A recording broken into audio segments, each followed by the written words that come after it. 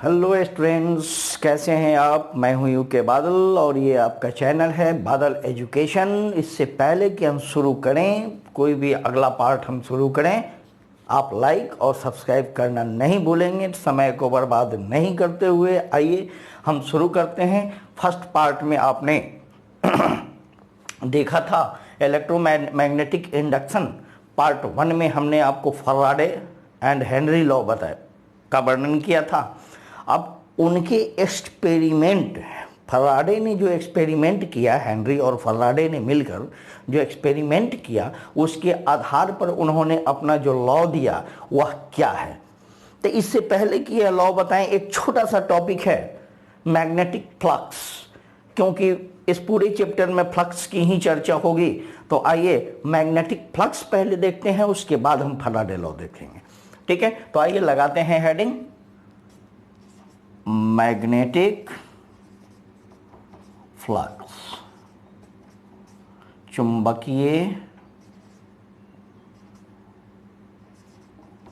चुंबकीय फ्लक्स। तो निकालिए अपना कलम और कॉपी और नोट्स बनाना तैयार कीजिए।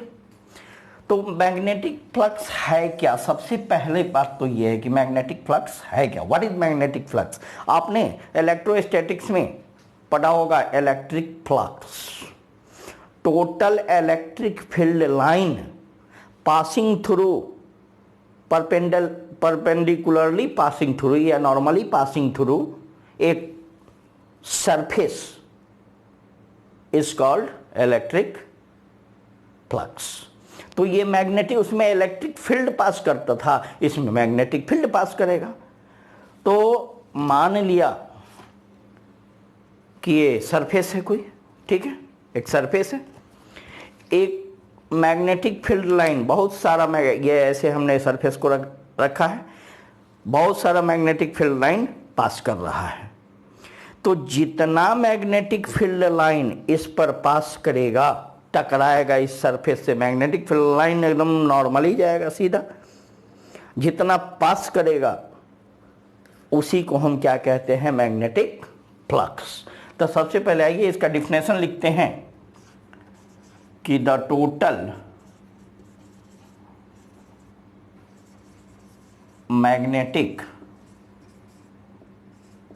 Field line, total magnetic field line, the total magnetic field line normally passing through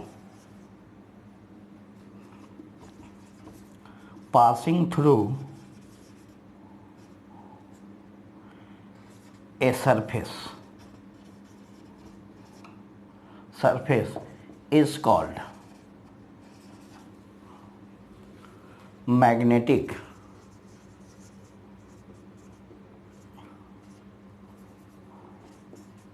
flux. ठीक है, total magnetic field line passing through, कैसा passing? Normally passing through a surface, we call it magnetic field line, है ना। किसी सतह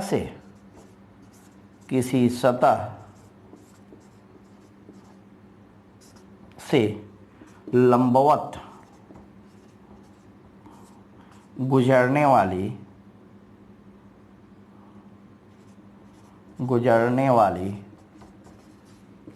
कुल चुंबकीय क्षेत्र रेखाओं को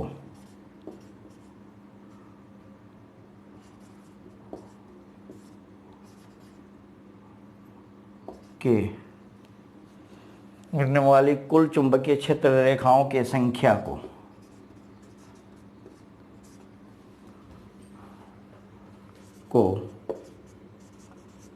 चुंबकीय फ्लक्स कहते हैं। कैसा भी सरफेस हो, मान लिया कि ये सरफेस है,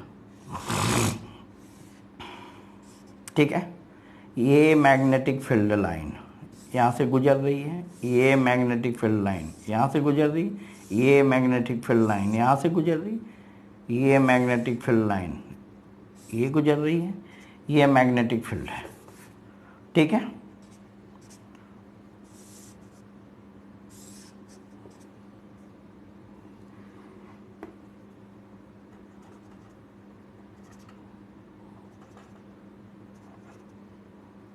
ठीक है, ये मैग्नेटिक फील्ड लाइन है। और ये मान लीजिए ये इसका क्या है, एरिया, और ये क्या होगा यहाँ से, एरिया वेक्टर, एरिया वेक्टर। ठीक है, ये मान लीजिए थीटा एंगल पर गुजर रहा है। तो अब देखिए एक चीज ध्यान से देखिएगा, तो ये मैग्नेटिक फ्लक्स जो है, ये फ्लक्स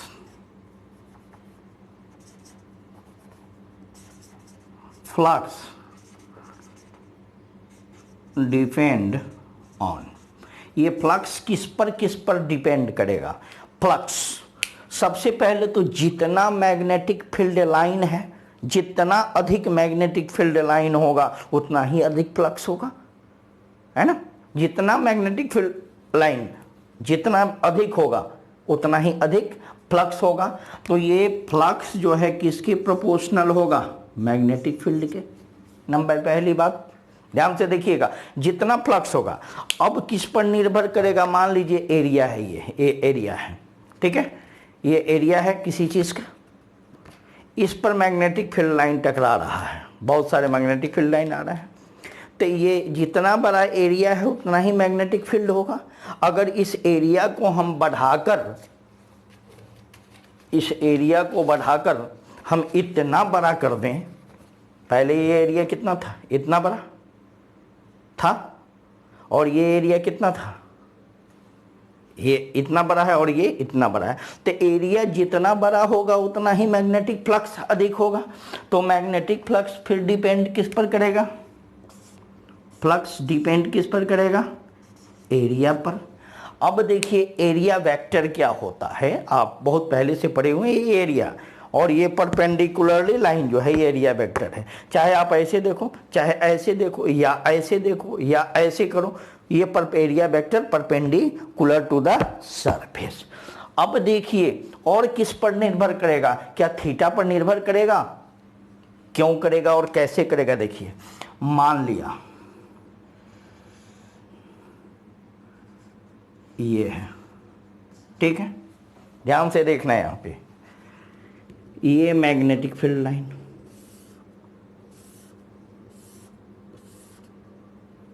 ये मैग्नेटिक फील्ड लाइन, और एरिया वेक्टर किधर, ऐसे हम रखें, ये देखिए direction of area, area vector का ये डायरेक्शन किधर होगा, मैग्नेटिक फील्ड लाइन का डायरेक्शन तो वही है, सॉरी, ठीक है। अब देख ये एरिया मैग्नेटिक फील्ड लाइन इधर से पास हुआ, इधर से जा रहा है और इधर से निकल रहा है, और एरिया वेक्टर किधर है, सेम, थीटा कितना होगा, यहाँ पे थीटा कितना होगा, थीटा कितना होगा, 0, थीटा कितना होगा, दोनों के बीच का एंगल कितना होगा, 0। अब अगर इसी प्लेन को हम ऐसे रख देते हैं, देखो इसी को हम सरफेस को ऐसे रख देते हैं,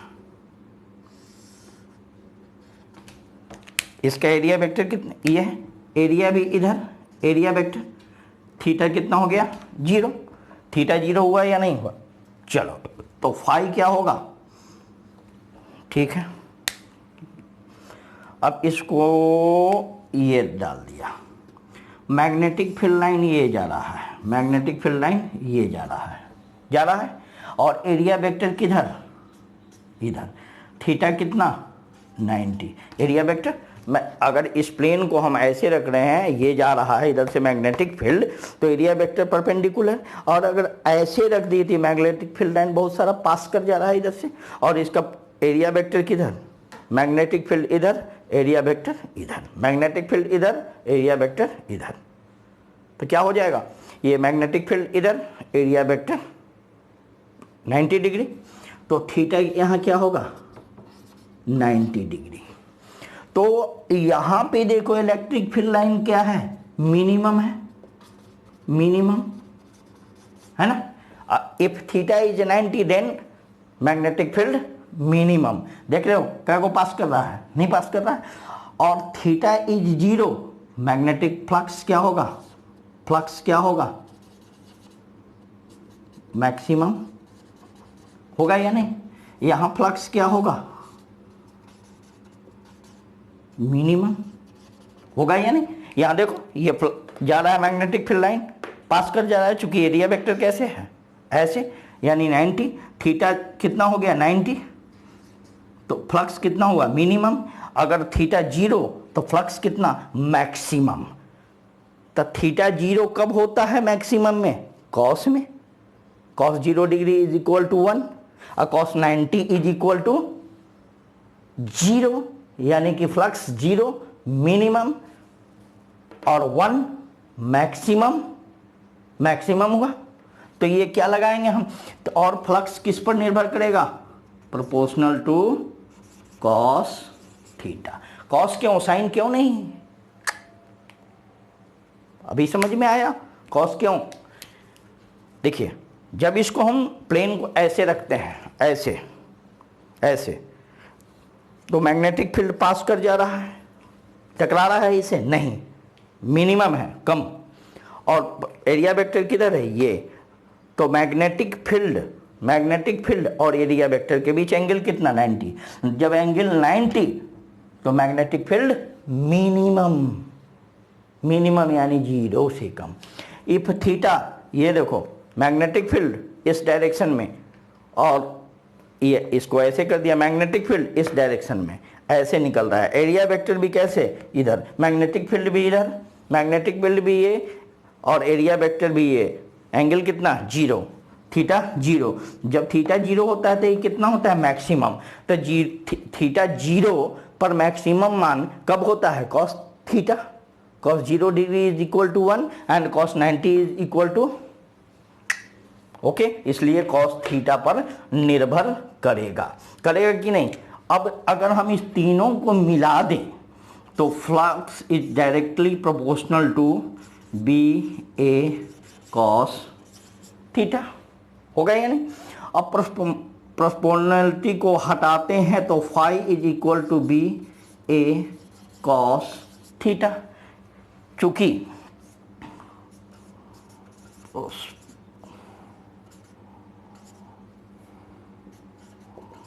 लीटी एसआई में 1 है, ठीक है, ये 1 हो गया 0। तो ये मैग्नेटिक फ्लक्स कितना हुआ ये बता दूं जरा, हो गया कि नहीं हुआ। अब अगर इसी चीज को हम लिखते हैं डॉट प्रोडक्ट, ये तो स्केलर फॉर्म हो गया, वेक्टर फॉर्म में लिखते हैं तो b cos थीटा जब रहता है तो डॉट प्रोडक्ट, और साइन थीटा रहता है तो क्रॉस प्रोडक्ट, तो b डॉट a। बहुत किताब में बच्चों यहाँ लिखा होगा s, b s cos theta, s यानी सरफेस, a सरफेस एरिया, कोई फर्क नहीं पड़ता है, इससे घबराने की जरूरत नहीं है, ठीक है। अब बात उठती है कि ये तो सरफेस था, अगर कोई ऐसा सरफेस आ गया कि ये इस टाइप, मान लो ये सरफेस हम ले लिए, ये सरफेस, तो यहाँ पे मैग्नेटिक फील्ड, ये मैग्नेटिक फील्ड जा रहा है, देखो ध्यान से देखो, ये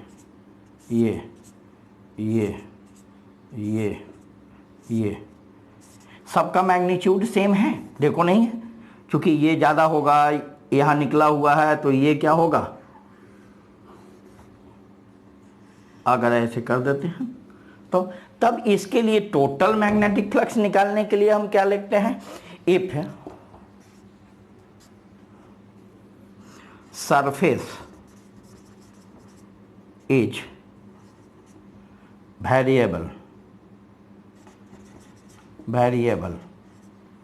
सरफेस वेरिएबल हो, कहीं ज़्यादा कहीं कम कहीं कुछ, ऐसा भी हो सकता है, ये सरफेस ऐसा भी हो सकता है ना। सरफेस अगर वेरिएबल हो, इफ सरफेस इज, या वेरिएबल कहो या नॉट यूनिफॉर्म कहो, नॉट यूनिफॉर्म भी कह सकते हो, तब हम वहाँ पर क्या ले लेते हैं, फाई, तब यहाँ पे एक स्मॉल एलिमेंट ले लेंगे हम, ठीक है, यहाँ पे स्मॉल एलिमेंट ले लेंगे डी थीटा, और इसके साथ ये एंगल, एरिया वेक्टर का एंगल निकाल कर, और हम क्या करेंगे, फाई इज इक्वल टू क्या होगा, डी थीटा, डी थीटा होगा या नहीं, बोलिए, D theta, sorry D theta नहीं, डी थीटा नहीं ना लेंगे, D S, small surface D S, तो क्या लिख देंगे, बी डॉट डी एस। यहाँ का तो हमको मैग्नेटिक फ्लक्स निकल गया, अब टोटल का निकालना है, तो टोटल सरफेस को D S D S D S D S D S D S D S D S D S D S, हम सबको क्या करेंगे, जोड़ देंगे, तो हम इसको क्या करेंगे, फाई इज इक्वल टू, कहीं कहीं बुक में बी भी लिखा रहता है, कहीं कहीं बुक में एम भी लिखा रहता है, मैग्नेटिक फ्लक्स, अभी ये भी मैग्नेटिक फ्लक्स हुआ, तो इसको क्या करेंगे, इंटीग्रेट कर देंगे, कैसा, क्लोज सरफेस करके बी डॉट डी एस, ये हो गया फ्लक्स, हो गया ना। अब इसकी S I unit, S I unit क्या है बच्चों, ये बताइए, इसका एस आई यूनिट है वेबर, इसको कहा जाता है क्या, वेबर, 1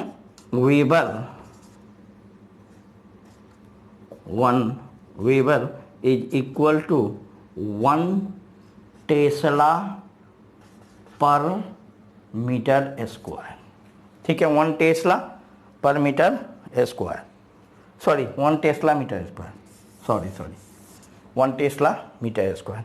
चलिए इसको नोट कीजिए, इसका एस आई, इसका हम डायमेंशनल फार्मूला निकालते हैं, फटाफट नोट कीजिए, इसको वीडियो को पॉज कीजिए और नोट कीजिए, नोट कर लिया, चलो आइए देखते हैं, मैग्नेटिक फ्लक्स का विमीय सूत्र होता है ml स्क्वायर पर टेस्ला स्क्वायर पर एम्पियर, ठीक है। अब देखिए होता कैसे है, इसको अगर आपसे कह दे कि find out dimensional formula of magnetic field, तब क्या करेंगे, फाई इज इक्वल टू, अभी आपने देखा B A cos theta, scalar form B A cos theta होता है ना, तब देखिए B A magnetic field cos theta कितना, 0 डिग्री पर मैक्सिमम था, मैक्सिमम कितना पर था, 0 डिग्री पे, तो phi is equal to B cos 0 degree की वैल्यू क्या होती है, 1, तो हम क्या कर देंगे, 1 से मल्टीप्लाइड करेंगे, बी ए हो गया, बट ये तो निकल गया, बट वी नो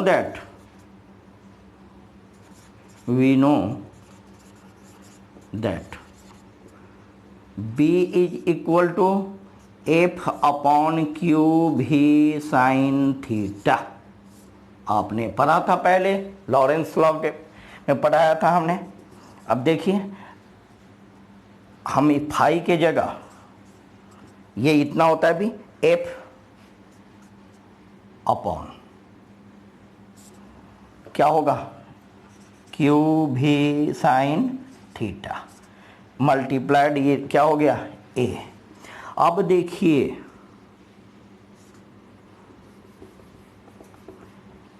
हटाइए, फॉर्मूला निकालना है, एफ के लिए क्या होता है, एम, जल्दी बोलो एफ का, M L square T per square, tesla per square, M L T time है। क्यू के लिए क्या होगा, कूलॉम, भी वेलोसिटी के लिए क्या होगा, जल्दी बोलो, वेलोसिटी के लिए क्या होगा, एल टी -1 और साइन थीटा कितना था, कॉस जब 0 डिग्री तो परपेंडिकुलरली साइन क्या होगा 90 डिग्री, तो साइन 90 बराबर 1, देयरफॉर दिस वैल्यू इज 1। तो ये क्या होगा L से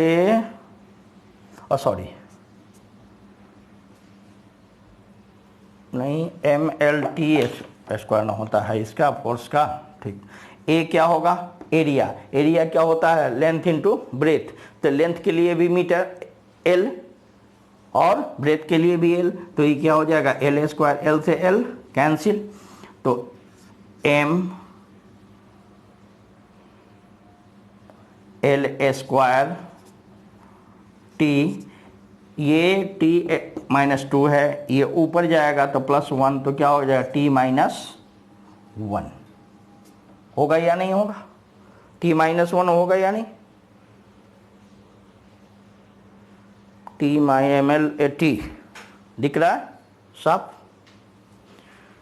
हो गया ML स्क्वायर, रहने दो T -2 बटा ये क्या बचा CT -1, यहाँ but 1CT -1 is equal to 1 ampere, 1 ampere इतना होता है कूलॉम टेस्ला पर एम्पियर। अब इसको हम लिख सकते हैं ML square T upon CT -1 बराबर 1 एम्पियर यानी एम्पियर, तो ये क्या है ML स्क्वायर T -2 पावर -2, ये पावर 1 है बराबर के ऊपर जाएगा तो क्या हो जाएगा पर एम्पियर MLT, देखिए दोनों मिल गया, यही चीज़ था।